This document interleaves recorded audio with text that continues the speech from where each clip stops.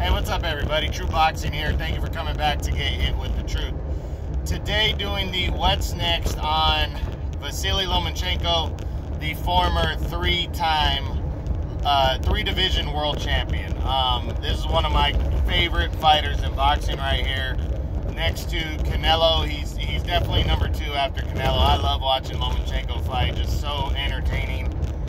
He fought on Saturday, December 11th, when he main evented an ESPN card and completely dominated Richard Commey over 12 rounds. Almost stopped him, put him down really hard in the 6th or 7th round, and then followed that up with a just totally shut down the fight and won pretty much every round of the fight, and left no doubt who the better man was as he pushes forward towards what is hopefully going to be a title shot. So we're going to run through the top 10 here and see what's possibly next for Vasyl Lomachenko, who now for me is the number 3 lightweight in the world.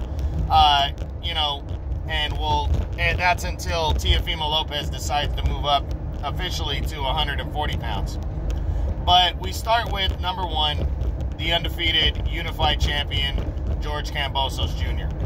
This fight is very possible that could happen next. To be honest, I am kind of leaning towards it's more likely than anything. Cambosos really has 3 options on the table. And they're all mandatory options, pretty much.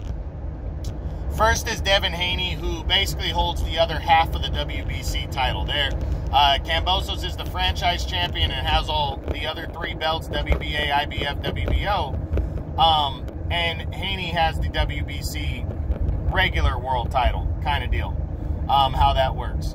Now, a fight with Haney would be for the undisputed world championship at lightweight, and that's what everybody wants to see. And I'm sure Cambosos, to make that fight, that would be huge for him, and I think he would like to make that fight. So I definitely think that the Cambosos fight is very possible, or Cambosos could fight him. But there's Gervonta Tank Davis, who's a WBA regular champion, and the WBA this past year has been reducing their champions, down to 1 champion per division.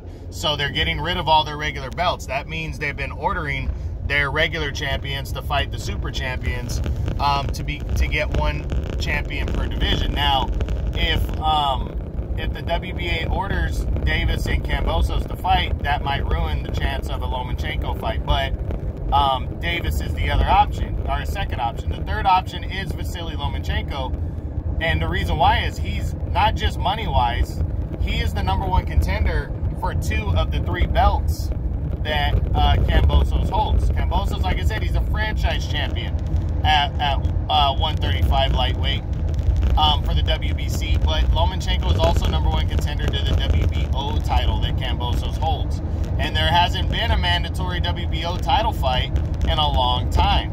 So at the very least, it's been a couple, 2 to 3 years since we've had a WBO mandatory lightweight championship fight. So there's a chance that we could see Lomachenko and Cambosos, and I think it's probably a better chance because Lomachenko is ready to move to or go to Australia to fight Cambosos there for the title.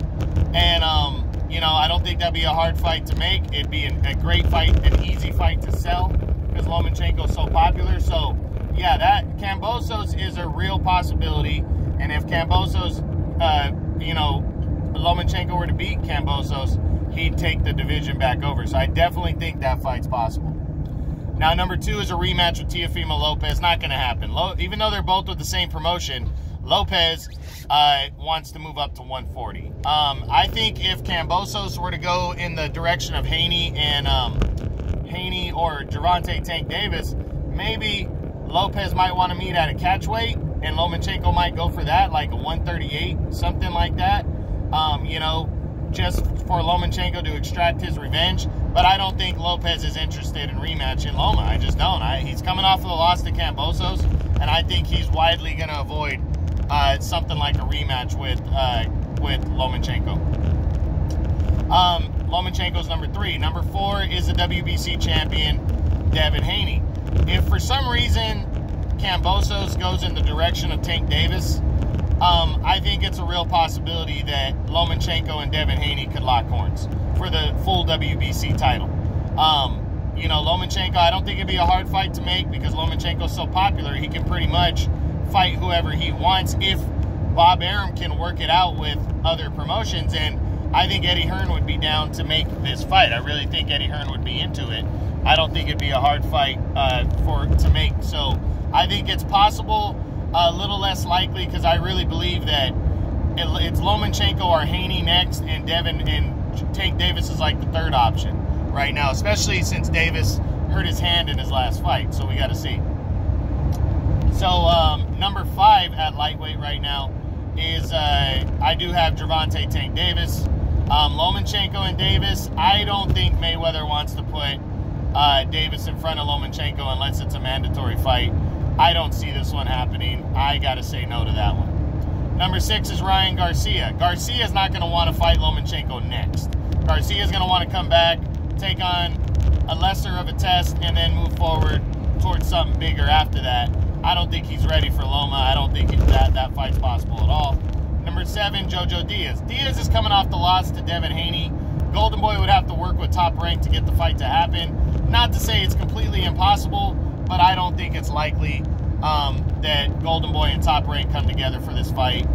Especially Diaz coming off of a loss. I don't think he wants to go in against an opponent that is, you know, going to be a bigger favorite than Devin Haney was to beat him. You know, I just think it's a bad matchup for Diaz and a bad challenge next. Plus, Lomachenko, for him, that's like a step back. You know, why take on a guy like Diaz that Haney just beat?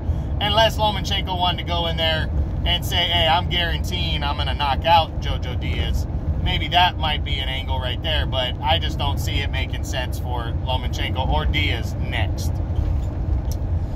Number 8 is a rematch with Jorge Linares. Don't rule this out. Linares fought his ass off against, you know, Haney. Haney soundly beat him, but Linares had him hurt badly in those late rounds. And again, I really question the referee not giving warnings and taking away points from Devin Haney, because I think that would have changed. It could have possibly changed the outcome of the fight.